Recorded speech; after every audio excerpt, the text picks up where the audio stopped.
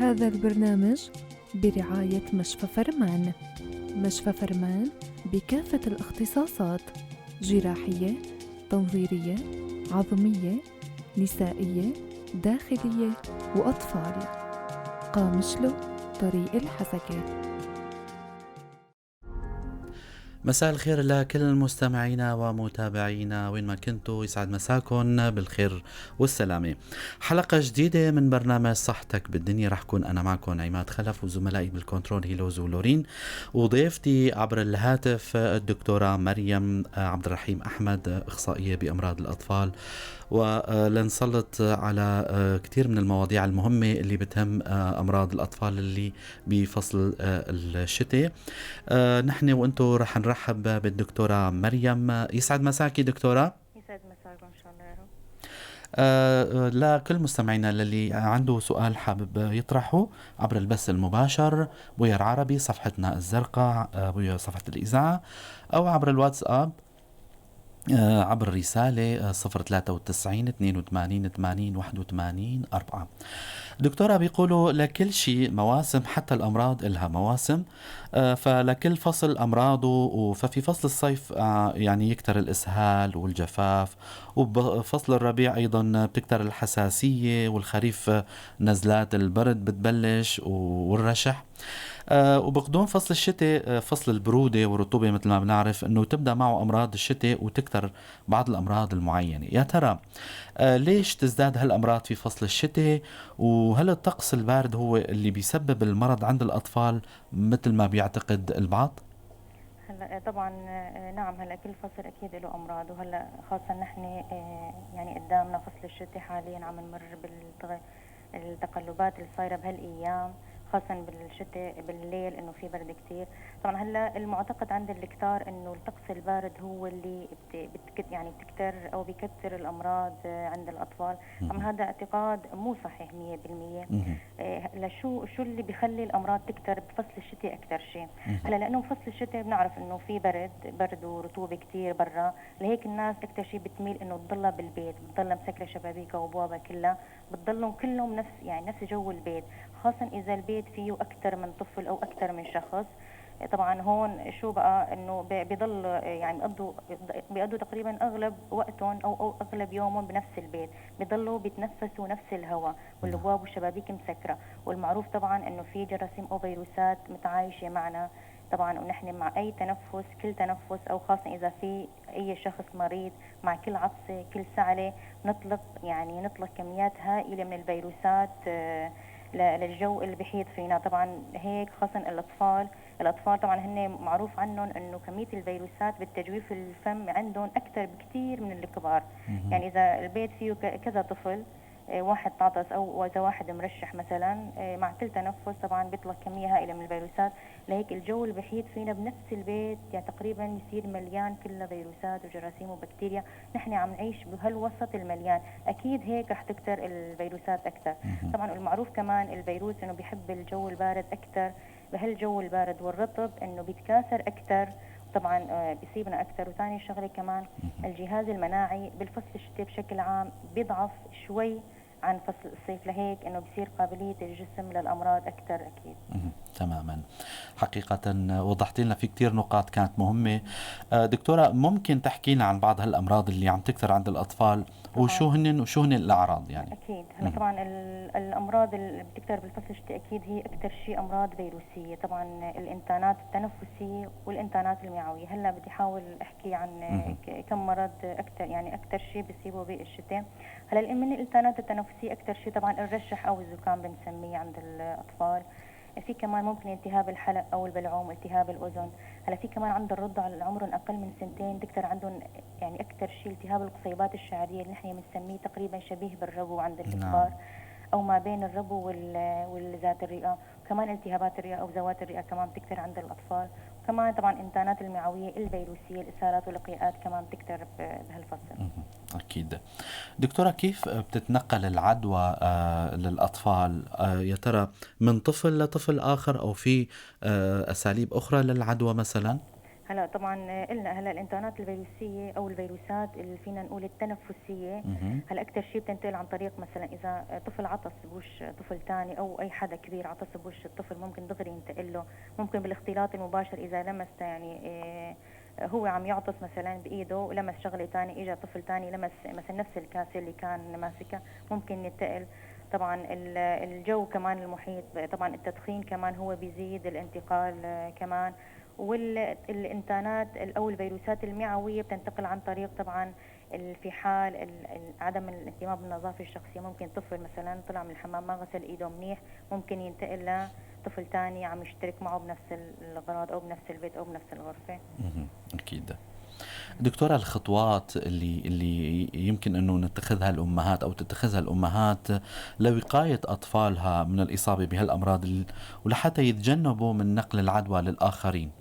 طبعا الخطوات، هلا اهم شيء نحن على طول بنضل نحكي انه الوقايه اهم شيء، تقوا حالكم واولادكم. كيف مهم. يعني؟ هلا اهم شيء طبعا اي طفل شفته مصاب سواء يعني ابنك ولا اي حدا ثاني شفتيه دغري تعزلوا، ما تخالطوا بين الاطفال المصابين والغير المصاب. نعم. اذا عندك كذا طفل بالبيت طفل واحد منهم مصاب يفضل تعزلي. اول مهم. شغله هاي. ثاني شغله نحاول نعلم الاولاد عن النظافه، مثلا اذا اجوا من المدرسه دغري يغسلوا ايديهم، مهم. قبل ما ياكلوا دغري يغسلوا ايديهم، طلعوا من الحمام دغري يغسلوا ايديهم بمي وصابون طبعا، ويضلوا تقريبا شي 20 دقيقه يضلوا يغسلوا، مو انه والله هيك شغله ثواني يعني. صح. طبعا شغله ثانيه نضل يعني خاصة فصل الشتاء يضلوا يتعودوا انه يهووا الغرفة منيح، يفتحوا الابواب والشبابيك، خاصة انه بالصبح وقت بتطلع الشمس مشان يتغير الهواء يتغير جو الغرفة. مهم. الفيروسات المتراكمة خلال طول اليوم تطلع لبرا والهواء يتغير مشان الجراثيم ما تكتر او الفيروسات ما تكتر. والتدخين يفضل يمنع التدخين داخل البيوت، خاصة المنازل فيها اطفال كتار يفضل يدخنوا يا اما برا او بغرفة على الاقل انه ما فيها طفل او ما فيها خاصة الاولاد اذا اطفال الرضع او حديثي الولاده. طبعا كمان الام مثلا تضل تنظف بالاساس البيت، خاصة الشغلات اللي يضل الطفل يلمسها، خاصة إذا كان طفل رضيع أو يحبي مثلا رح يمسك أي شغلة يحطها بتمه. طبعا. لهيك يفضل مثلا تغسل الطاولات الكراسي أجهزة التحكم أو التلفزيون، مهم. الألعاب الطفل نفسها الببرونة نفسها يفضل الببرونة أو الهاي، مهم. إنه ما يعني ما يخلوا مثلا كذا طفل يشتركوا بنفس الببرونة أو مهم. الهاي. خاصة الأطفال عندهم شغلة إنه بشيل هاي طفل تاني بحطها بتمه. طبعا. طبعا نحاول ننتبه لهدول الشغلات أو كمان. تلامس الأرض حتى يعني. مهم. صح ايوه. أكيد.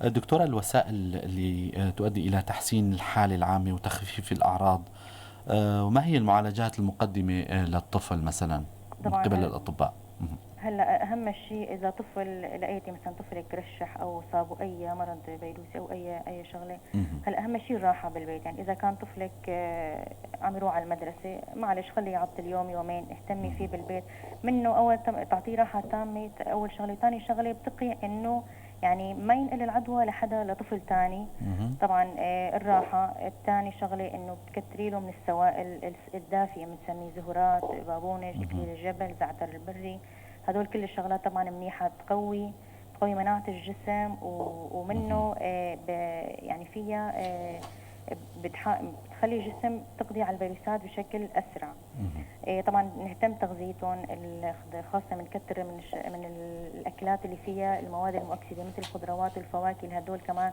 بتقوي مناعة الجسم.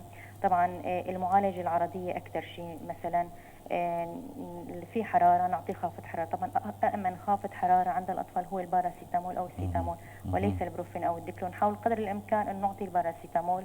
طبعا بنعطى كل 6 ساعات لأي طفل.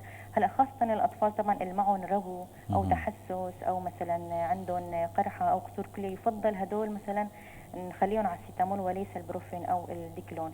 طبعا إذا في سيلان أو في احتقان أو في انسداد أنف خاصة عند الرضع، باعتبار وقت برشفه دغري الانفهم بيسكر، يفضل نستخدم قطره سيروم انفي كل مثلا كل ساعتين او 3 حسب يعني، مشان على الاقل انه الطفل يقدر يتنفس من انفه مشان ما يتسكر كمان.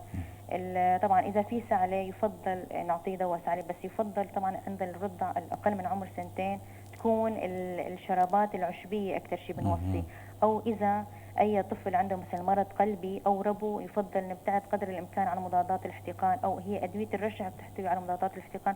طبعا هون في كثار عم يستخدموها، بس للاسف يعني هذا الشيء يعني انه بتسيء لحاله الطفل اكثر. يفضل بس اذا في حال اضطرينا لنستخدم مضاد سعال يفضل يكون عشبي. طبعا برد بقول ان اغلب الامتحانات بالصيف بالشتاء عفوا بتكون فيروسيه، لذلك ما في داعي نخبص بالادويه كثير. يعني فقط الوقايه والمعالجه العرضيه او التلطيفيه، فينا نقول الكثار من السوائل، خافضات حراره، في سعله نعطيه ممكن مضاد سعري يفضل يكون عشبي، ونهتم تغذيته ونعطيه راحه تامه، ومعه الوقت طبعا الطفل بيتحسن اكثر. دكتورة، ضمن سياق حديثك ذكرتي موضوع خلينا هيك بالمصطلح الشعبي التخبيص بإعطاء الأدوية بالنسبة للأمهات بمنطقتنا أو بخلينا بسوريا إجمالا.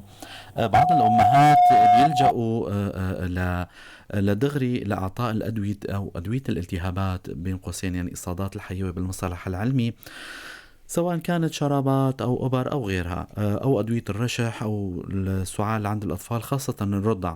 طبعا هالشي هذا صحيح له تأثير على الرضع أم لا؟ هلا طبعا اكيد. هلا برد بقول الانتانات الفيروسيه منا بحاجه للصادات، بالعكس انتم وقت تعطوا صادات خاصه يعني هون ما بعرف ليش هيك اخذين هالفكره انه بس نعطي مضاد التهاب او دواء التهاب خلص بيتحسن طفل. لا بالعكس، انت هيك انت عم تدمري مناعه طفلك. خلي هلا بالاساس هو الدواء الالتهاب او الصاد الحيوي اللي عم تعطيه ما رح يقضي على الفيروس اللي هو هلا مصاب فيه، بالعكس انت شو عم يعني هيك عم نضعف مناعته اكثر، عم ندمر مناعته اكثر. يعني في حال بكره لا سمح الله اذا مرض بمرضى ثانيه ويكون المرض جرثومي، وقتها بنعطيه الصاد اللي هلا اعطيناه اياه ممكن ما يعني ما يستجيب عليه. لهيك هلا برد بقول يعني الادويه الالتهاب خاصه هلا بيلجوا للابر اكثر شيء، حتى شرابات ما يعني ما عاد يهتموا فيها او يقبلوا فيها. هلا لا برد بقول يعني الانتانات الفيروسيه لا ما لنا بحاجه للادويه الالتهاب نهائيا. خلي الطفل او يعطيه معالجه تلطيفيه، وخلي الطفل ياخذ مناعته، يتعرف على الفيروس، ياخذ مناعته مع الوقت، معلش يمرض له كم يوم، بس اهتمي بتغذيته، اهتمي بالحراره، اهتمي لطفي له او حسني له اعراضه، وخلص تكسب مناعه. مو احسن ما تدمروا مناعه الطفل بهالادويه اللي بالاساس ما بتفيده. ثاني شغله حكيت هلا من شوي كمان، مضادات الرشح هي بتحتوي على ادويه احتقان. ادويه الاحتقان هي ممنوعه منعا باتا للاطفال العمر اقل من سنتين، للاطفال اللي عندهم امراض قلبيه. هدول طبعا بتاذيهم اكثر، بتاثر عليهم اكثر. لهيك برد بقول في حاله اعتزتوا لاي دواء الساعه عليه يفضل تعطوا ادويه سعال عشبيه للاطفال الرضع الاقل من سنتين او اي طفل عنده مرض قلبي. طبعا هلا يفضل ما يعني يفضل يعرضوا الطفل على الطبيب لانه يقدر او يقيم وضعه، هو هل هو بحاجه الى اي دواء او اي مضاد سعال او اي شيء ثاني قبل ما يجيبوا الادويه منه. بالضبط. دكتورة، أمراض الربو والحساسية اللي بهالفصل هذا، هل ترى هل فيروسات الشتاء وأمراضه تؤثر عليهم ولا لا؟ جو البيت له دخل بالموضوع أم لا؟ طبعا أكيد. منيح ذكرت النقطة. هلا طبعا المرضى الربو بالعادة الهجمات الربو أكثر شيء بتكتر إمتى؟ هلا بالفصل الحساسية. وفي كمان شغلة، الفيروسات هي كمان بتحرض النوبات. الفيروسات باعتبارها بتنتشر بفصل الشتاء، لهيك أي طفل بيصاب أي إنتان فيروسي سواء رشح ولا أي شيء ممكن تحرض عنده النوبة.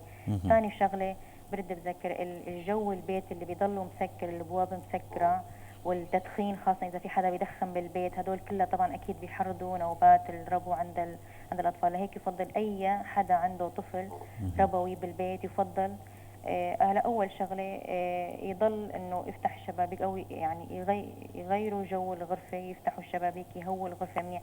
ثاني شغله يعني يحاولوا يمنعوا التدخين بالبيت.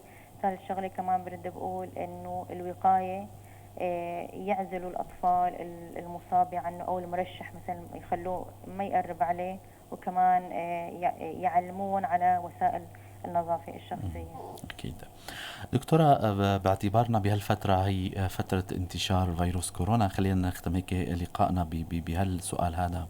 وحاليا مع تزايد حالات الإصابة وخاصة عند الأطفال، إنه ناس صارت تخاف أكثر وما عاد تميز. يا ترى هل الطفل هو مرشح، يعني مرشح ولا هو مصاب بكورونا؟ شو فيك تحكي لنا أو تنصحي الأمهات بهالخصوص هذا؟ هلا صح بصراحة، هلا حاليا هلا طبعا الحالات كثير كترانة. هلا في شغلة، هلا قبل كانوا عم بيقولوا مثلا في أعراض مميزة للكورونا، هلا هالشي طبعا المفروض الناس تنسى، ما في شيء مميز. كورونا هو فيروس مستجد جديد، كل ماله عم يطور من حاله، لهيك كل ما الأعراض كمان تتطور أكثر. هلا قبل كان معروف إنه الكورونا مثلا السعرة بتكون جافة، ما في سيلان أنف. هلا هدول الشغلات كلياتها لازم تنسوها. هلا نحن شايفين حالات في سيلان انف صريح، في سعال منتج للقشع، وفي نعم. طبعا في ترفع حروري كثير. طبعا يعني مثل رشح عادي كمان طبعا بيليها دغري مباشرة بينزل على الامعاء، بيصير انتان معوي تالي له. طبعا هلا كيف بيميزوا؟ اكيد ما راح يميزوا عن طريق الاعراض كلها متشابهه. فيروس كورونا هو من نفس عائله الانفلونزا، يعني نفس اعراض الرشح تقريبا بيصير عند الطفل، ولكن الاعراض ربما تكون انه شوي اشد. الحراره خاصه الحراره تكون صعبه شوي، يعني الواحد ما بيقدر يتحكم فيه، حتى حافظات الحراره كمان ما بتروح على فكره. طبعا ادويه الالتهاب قولا واحدا ما يستخدموا لانه ما بتاثر. هلا طبعا كيف بنعرف انه فيروس كورونا الا مو كورونا؟ طبعا هذا لا يعرف غير عن طريق التحاليل والصور.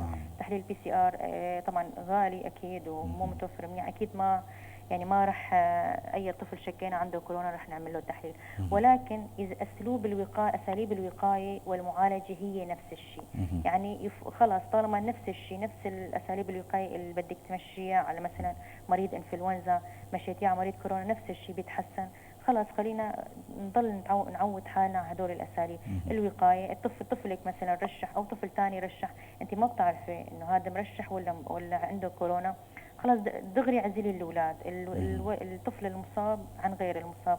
ثاني شغله كمان نفس الشيء، اللي يفضل انه الاختلاط، يعني يحاولوا يمنعوا او يقللوا من الاختلاط. مثلا اذا وحده بدها تطلع مثلا على السوق او تجيب شيء ثاني، يفضل تترك اولادها بالبيت، ما ضروري تاخذها مع، او مثلا رايحه عند طبيب او دكتور او مشفى، يفضل ما تاخذ الاولاد معها، لانه هلا طبعا العيادات والمشافي هي مصادر او بؤر انتان لتفشي هالفيروسات. طبعا برد بقول الاهتمام بالنظافه الشخصيه والوقايه والعزل وعدم الاختلاط، واعطاء راحه تامه للطفل، وعزله عن اي مريض مرشح او مصاب. وطبعا اهتمام بالاكثار من السوائل الدافيه، واهتمام بتغذيته خاصه الخضروات والفواكه. طبعا اعطاء خافضات حراره، واي اذا في سعله ممكن مضاد سعال، اذا في اقياء ممكن مضاد اقياء، اذا في اسهال او اقياء ممكن نحاول نعوض الاسهال والاقياءات مشان ما يتجفف الطفل. طبعا ممكن نعطيه مثلا مقويات مناعيه، ممكن مثلا زنك او فيتامين د. غير هدول الشغلات يفضل رجاء ما حدا يخبص بالادويه، ما يعطيه ادويه التهاب او صادات قويه ابر او ما بعرف شو، لانه هدول بالعكس انتم بهالحاله عم تمنعوا الطفل انه او بتقضوا على مناعته، ما بتخلوا الطفل يشفى بسرعه، بالعكس انتم هيك عم تطولوا فتره المرض اكثر. اكيد. دكتورة، بنهاية هاللقاء هيك مغزى أو زبدة الموضوع بشوية نصائح للمستمعات للأمهات، كونك طبيبة أطفال فالشريحة المعنية هي الأمهات أو الآباء، يعني شوية نصائح تقدميها للمستمعين الأمهات. هلا طبعا هلا بحكي شوي عن الامراض. هلا اكتشف بالفصل الشتوي طبعا الرشح والتهابات القصيبات الشعريه وذوات الرئه. يفضل اي طفل خاصه بيكون رضيع مثل ما بقول، يعني يحاول طبعا اهم شيء ما نمنعه عن الرضاعه، نكثر الرضاعه. برد بقول نعزل اي طفل مرشح، ما نخليه يقرب على الطفل الرضيع. نهتم بتهويه الغرفه. التدخين ما يعني نحاول نخفف او ما نخلي حدا يدخن باي بيت فيه طفل. نحاول قدر الامكان في حال اضطريتي تطلعي لبرا او رحتي على مثلا بيت او اي مثلا مناسبه فيها التجمع هائل، يفضل ما تاخذوا الاولاد رجاء يعني هون يعني مشان نقلل انتشار الامراض والفيروسات. يعني بالعاده المعروف بفصل الشتاء يعني الاطفال بيمرضوا اكثر. يعني لبين ما طفلك يمرض مثلا او يرشح كذا رشحه مثلا بفصل الشتاء، لا معلش خلي يرشح مره او مرتين. تماما. طبعا كمان نفس الشيء طبعا حاولوا اهتموا بتغذيتهم، عودوهم على نظام غذائي معين صحي لكل الأطفال. طبعا وعودوا أطفالكم اللي بيروحوا على المدرسة انه ما يستخدموا ادوات غيرهم، ياخذ النينة المي تبعته من البيت، عملوا له سندويشه من البيت مشان ما يضطر يشتري شيء من هنيك او مثلا يستخدم اغراض رفقاته. اذا علموهم على السعله بس يسعلوه مثلا يسعلوه بمنديل او محرمه وبعدين بيكبوها بيغسلوا ايديهم. يعني حاولوا عودوهم على هدول الشغلات اكثر شيء. عودوا الطفل على شو ما علمته بيضلوا هيك، بيضل على هالنظام.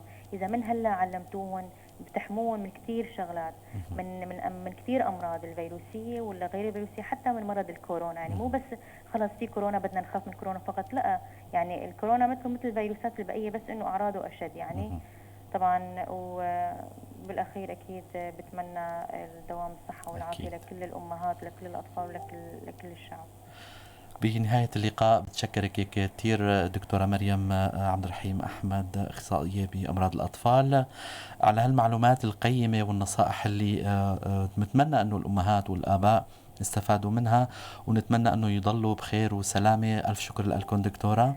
للحلقة الجاية وطبيب جديد وضيف جديد وموضوع جديد، تضلوا بخير وسلامة.